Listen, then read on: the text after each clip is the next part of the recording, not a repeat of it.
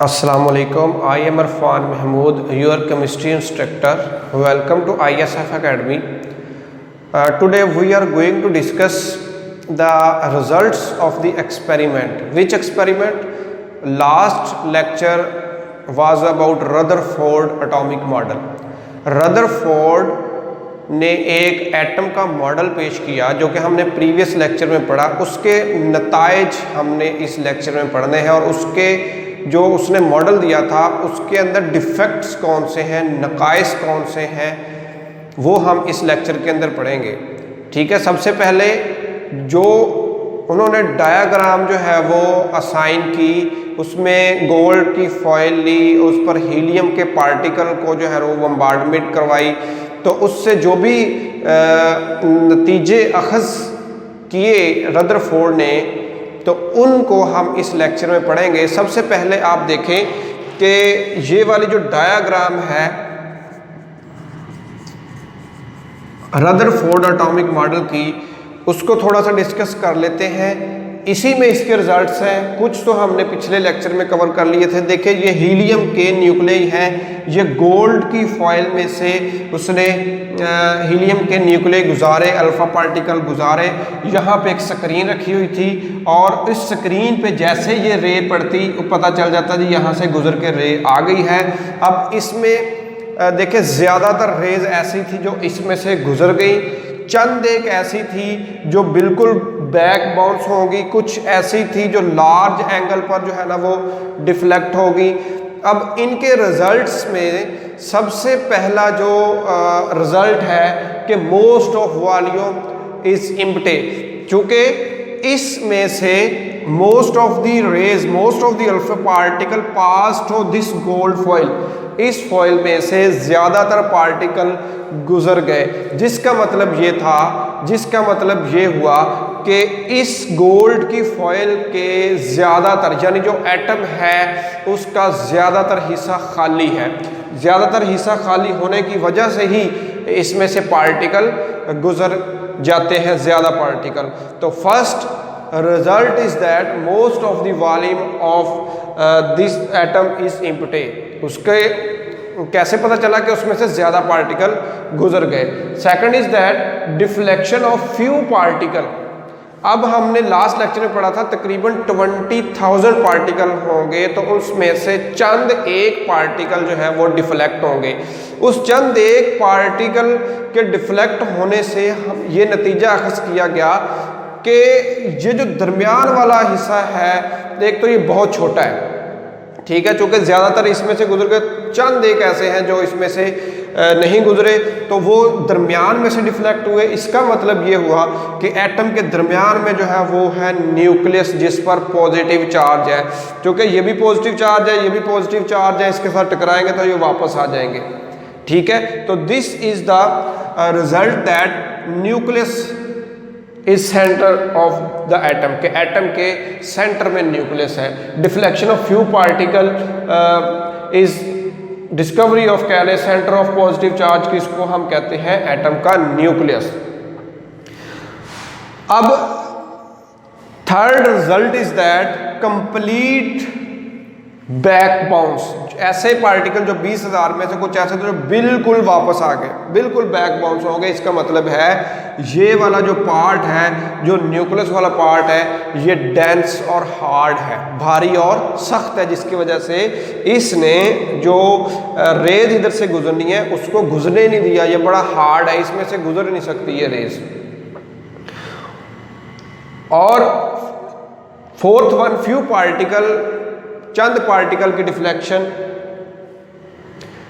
से ये रिजल्ट, ये नतीजा अखज़ होता है कि ये बहुत छोटा सा है, क्योंकि ज़्यादा हिस्सा वॉल्यूम खाली है, थोड़े से हिस्से से जो है वो ये अल्फ़ा पार्टिकल टकराए हैं और वापस आ गए, तो atom is very small. Fifth one is that very important कि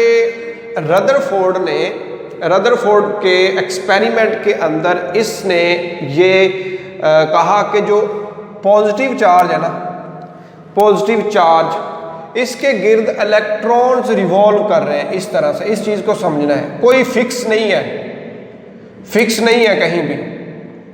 ऐसे इलेक्ट्रॉन पड़े हुए और घूमी जा रहे हैं, ठीक है। These electron revolve around the nucleus, just इसने ये कहा, कोई इनकी फिक्स जगह नहीं है, कोई कहीं नहीं है, बाद में हम इसको देखेंगे, ये हो सकता है ये डिफेक्ट भी हो। जस्ट हेयर के इलेक्ट्रॉन रिवॉल्व करते हैं न्यूक्लियस के गिर्द। ये एक नतीजा अपने एक्सपेरिमेंट से रदरफोर्ड ने अखज़ किया कि the electron revolve around the nucleus, just revolve, not fixed orbits. अब second last is that atom has a whole, neutral होता है एटम जो है वो एज अ होल। अब देखिए जितने पॉजिटिव चार्ज होंगे उतने ही नेगेटिव चार्ज होंगे, तो वो पॉजिटिव नेगेटिव को कैंसिल कर देंगे। एज अ होल एटम पर कोई चार्ज नहीं है, ऑल्दो के एटम के अंदर प्रोटॉन भी है, इलेक्ट्रॉन भी है, न्यूट्रॉन भी है, लेकिन एज अ होल उस पर कोई चार्ज नहीं है। क्यों नहीं चार्ज? क्योंकि जितने नंबर ऑफ इलेक्ट्रॉन्स हैं उतने ही नंबर ऑफ प्रोटॉन्स हैं एटम के अंदर। तो इलेक्ट्रॉन पर नेगेटिव चार्ज होता है, प्रोटॉन पर पॉजिटिव चार्ज होता है, तो जितने नेगेटिव उतने पॉजिटिव एक दूसरे को कैंसिल करके as a whole no charge.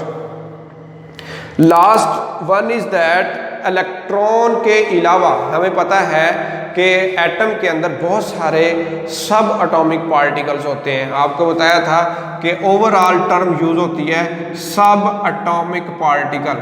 सब एटॉमिक पार्टिकल में सारे पार्टिकल आ जाते हैं, proton, electron, neutron, hyperon, neutrino, anti neutrino, ये सारे इसमें आ जाते हैं। लेकिन जब हम फंडामेंटल पार्टिकल की बात करते हैं तो इसमें तीन आते हैं, प्रोटॉन, इलेक्ट्रॉन और न्यूट्रॉन, ठीक है। Last result is that except electron के अलावा एटम के न्यूक्लियस के अंदर, एटम के अंदर जितने भी पार्टिकल हैं उनको हम कहते हैं न्यूक्लियॉन। जितने भी से मुराद ये है कि ये प्रोटॉन और न्यूट्रॉन को हम जो है वो ओवरऑल न्यूक्लियॉन्स कहते हैं। वैसे हमने फर्स्ट चैप्टर में पढ़ा कि प्रोटॉन की तादाद को हम एटॉमिक नंबर कहते हैं और मास नंबर कहते हैं दोनों की तादाद को, ठीक है। तो यहाँ पे एक्सेप्ट इलेक्ट्रॉन, इलेक्ट्रॉन के अलावा ऑल फंडामेंटल पार्टिकल्स, नॉट सब atomic particle, all fundamental particles lies in nucleus. Nucleus के अंदर जो लाई करते हैं उनको हम कहते हैं न्यूक्लियॉन्स। उनको हम यानी प्रोटॉन और न्यूट्रॉन को हम कहते हैं न्यूक्लियॉन। और तीन सब एटॉमिक पार्टिकल हैं, प्रोटॉन, न्यूट्रॉन और इलेक्ट्रॉन।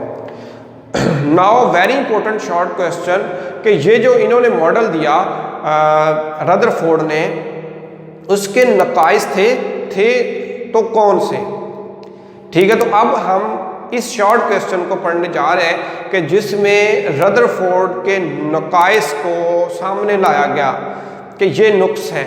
सबसे पहला नुक्स ये था कि इसने कहा कि एटम के गिर्द जो है ना वो इलेक्ट्रॉन रिवॉल्व करते हैं और कंटिन्यूसली एनर्जी खारिज करते हैं और ये फिक्स नहीं है।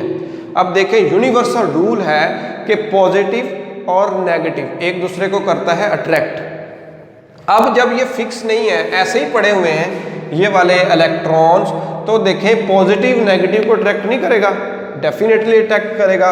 ये पॉजिटिव इसको अट्रैक्ट करके इन नेगेटिव चार्ज पार्टिकल को अपने अंदर समेट लेगा, जिसका मतलब ये होगा कि एटम जो है वो कोलैप्स कर जाएगा, एटम तो एग्जिस्ट ही नहीं करेगा। फिर इस तरह से कि एटम अगर अराउंड जो है इलेक्ट्रॉन है, पॉजिटिव चार्ज न्यूक्लियस के गिर्द राउंड कर रहे हैं, गर्दिश कर रहे हैं, तो इसका तो वजूद ही नहीं रहेगा, ठीक है। कंटिन्यूसली एनर्जी या तो खारिज करते जा रहे हो और एक दिन आएगा वो ख़त्म हो जाएंगे, और दूसरे ये कि ये नेगेटिव पॉजिटिव को अट्रैक्ट करेंगे और सारे नेगेटिव पॉजिटिव में आके गिर जाएंगे तो एटम कोलैप्स हो जाएगा, ठीक है। तो ये था पहला डिफेक्ट कि जिसमें उसने कहा था कि ये कंटिन्यूसली एनर्जी खारिज करते हैं और इलेक्ट्रॉन के गिर्द न्यूक्लियस के गिर्द जो है वो गर्दिश करते हैं।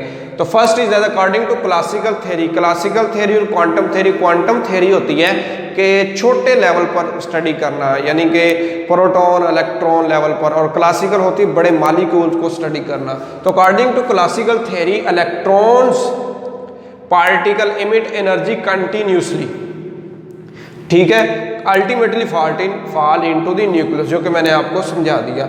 Second is that if emit energy, देखें एक स्पेक्ट्रम होता है, ठीक है, स्पेक्ट्रम एक होता है कंटिन्यूस स्पेक्ट्रम, एक आप इसको इस तरह से ले लें कि ये कंटिन्यूस होगा तो कंटिन्यूसली इस तरह से लाइंस आएंगी, ठीक है, इस तरह से। और जो लाइन स्पेक्ट्रम या डिसकंटिन्यूस स्पेक्ट्रम है वो कहीं कंटिन्यूसली लाइन आ जाएंगी, कहीं गैप आ जाएगा, कहीं फिर कंटिन्यूस आ जाएंगी, कहीं गैप आ जाएगा। This is discontinue. अब देखिए जब एक एटम कंटिन्यूसली एनर्जी खर्च करता है तो उसको कौन सा स्पेक्ट्रम बनाना चाहिए? डेफिनेटली उसको कंटिन्यूस स्पेक्ट्रम ही बनाना चाहिए। लेकिन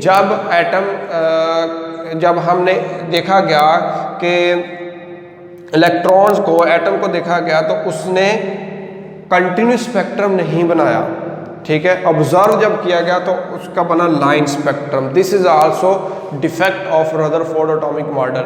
सो today we have discuss results of Rutherford atomic model and defects of Rutherford atomic model. उम्मीद है कि आपको समझ आया होगा। Thank you very much. अल्लाह हाफिज़।